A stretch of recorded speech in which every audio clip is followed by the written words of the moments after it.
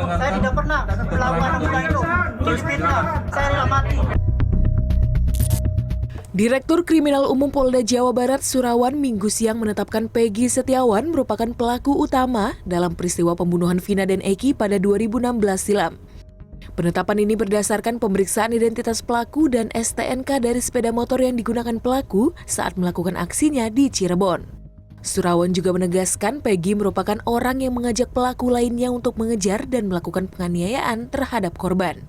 Tidak hanya itu, Peggy juga diketahui merupakan orang pertama yang meruda paksa korban. Setelah kami melakukan penyidikan lebih mendalam, ternyata dua nama yang disebutkan selama ini itu hanya asal sebut.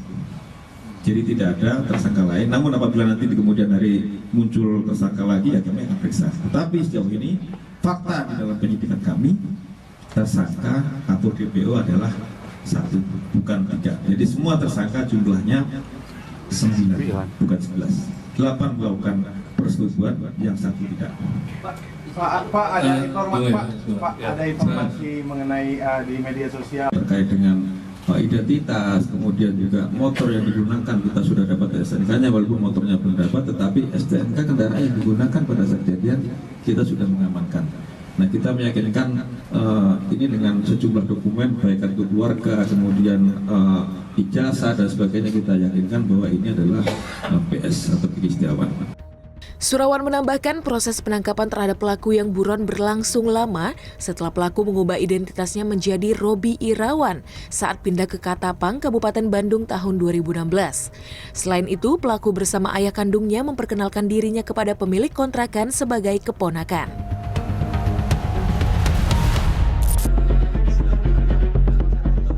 Namun, tersangka Peggy Setiawan buka suara saat dihadirkan dalam konferensi pers yang dilakukan di Mapolda Jawa Barat Minggu siang. Peggy menolak tuduhan petugas terkait keterlibatan dirinya dalam pembunuhan Vina dan Rizky. Saya tidak pernah melakukan apa itu. Ini fitnah. Saya rela mati. Petugas dengan sigap langsung menggiring Peggy keluar meninggalkan lokasi konferensi pers.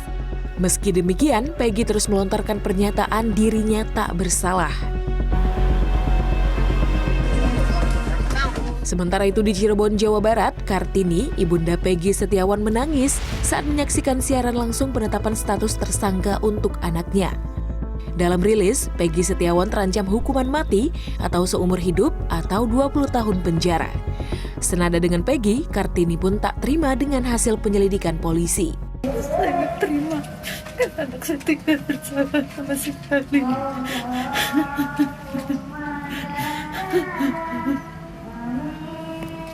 langkah ibu ke depannya mau kayak gimana Bu? Udah setelah dihukum diancam sama hukuman mati sama seumur hidup itu Bu? Siap, udah standby saya di depannya. Tahu saya semuanya, serahkan semua ini sama pengasuh saya saja.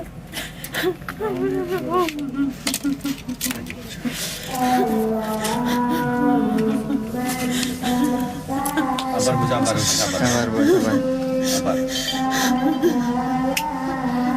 Ibu tetap kuat kan, bisa kuat kan melawan, ibu kuat melawan kan, semua ini kan Kuat, demi anak ibu berani kan. saya berani. Kartini juga menyebutkan nama Aep yang dinilai tega memberikan keterangan palsu. Tak hanya keluarga Peggy, salah seorang teman Peggy, Suharsono juga meyakini betul jika Peggy tidak bersalah. Dalam keterangannya kepada media Minggu sore, Suharsono sendiri mengaku pada saat peristiwa kecelakaan, ia bersama Peggy berada di Bandung. Bahkan pada sekitar pukul jam 8 malam, Suharsono diantar Peggy, Ibnu dan Robi untuk naik angkot ke Terminal Lewi Panjang untuk pulang ke Cirebon. Pas kajian tanggal 27 Agustus 2016, saya pulang nggak peta. Saya ngomong sama Peggy, Parman, Ibnu sama Robi. Man, Peg, saya nggak betah lah, saya mau pulang. Ngomongin sama Pak Rudinya. Ya nanti gampang. Yo ya Mang Bodol, saya nganter sampai di jalan raya aja ya, naik angkot. Sampai udah angkot datang, saya naik, yang nganter Robi, Ibnu sama si Peggy.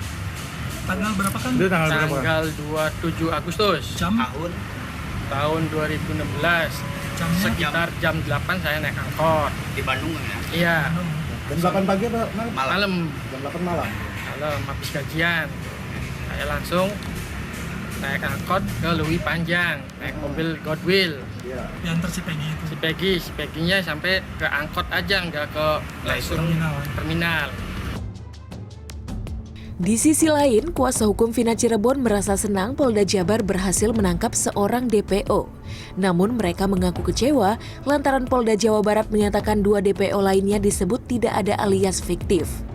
Jadi di dalam amar putusan ini sudah jelas Dalam kurung sebagai DPO. sebagai DPO yang harus dicari. Jadi pertanyaannya, siapa yang paling bertanggung jawab atas kematian Vina dan Eki?